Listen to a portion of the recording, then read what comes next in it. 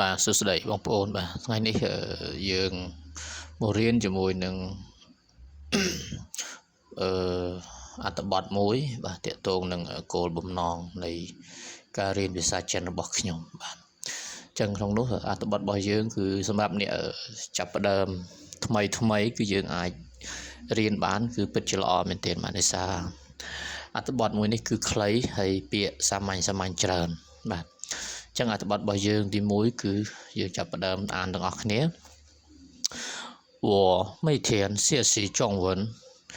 因为我想说中文说得更好បាទចឹងដំបូងគឺយើងអានទាំងអស់គ្នាហើយអានមកចប់ហើយចាំយើងបកប្រែមួយទាំងអស់គ្នាបាទដោយសារក្នុងនោះយើងមានពាក្យពិបាកបាទចឹងឥឡូវខ្ញុំអានម្ដងទៀត我每天学习中文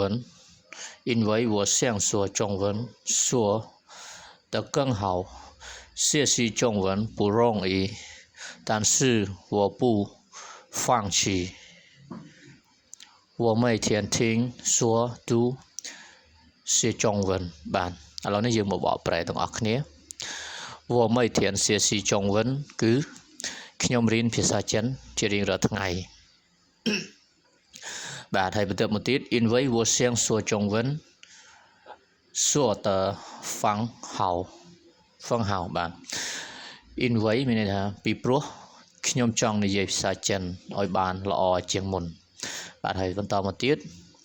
学习中文不容易ការរៀនភាសាចិនគឺមិនងាយស្រួលនោះទេបាទឬក៏មិនងាយនោះទេបាទ但是我不放弃មានន័យថាប៉ុន្តែខ្ញុំមិនបោះបង់我每天听说读写中文ខ្ញុំស្ដាប់ខ្ញុំនិយាយខ្ញុំអាននិងសរសេរភាសាចិនជារៀងរាល់ថ្ងៃបាទអញ្ចឹងឥឡូវយើងត្រឡប់មកបកប្រែទាំងអស់គ្នាខ្ញុំរៀនភាសាចិនរាល់ថ្ងៃព្រោះខ្ញុំចង់និយាយភាសាចិនឲ្យបានល្អជាងមុនការរៀនភាសាចិនមិនងាយស្រួលទេប៉ុន្តែខ្ញុំមិនបោះបង់ខ្ញុំស្ដាប់និយាយអាននិងសរសេរភាសាចិនជារៀងរាល់ថ្ងៃបាទឥឡូវនេះយើងមកមើលពាក្យពិបាកទាំងអស់គ្នាពាក្យពិបាកទី1គឺ学习រៀនទី2每天រៀងរាល់ថ្ងៃ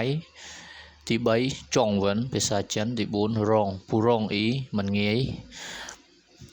បាទហើយពាក្យមួយទៀតហ្វាំងឈីបោះបង់បាទ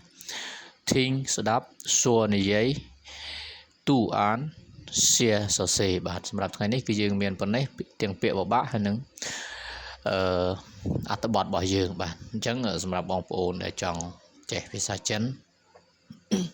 ហើយនឹងពាក្យងាយស្រួលងាយអានហើយនឹងងាយចាំបាទបងប្អូនអាចតាមដានចុច like និង follow ឬក៏ចុច subscribe ដើម្បីទទួលបានព័ត៌មានថ្មីបន្តទៀតបាទសូមអរគុណ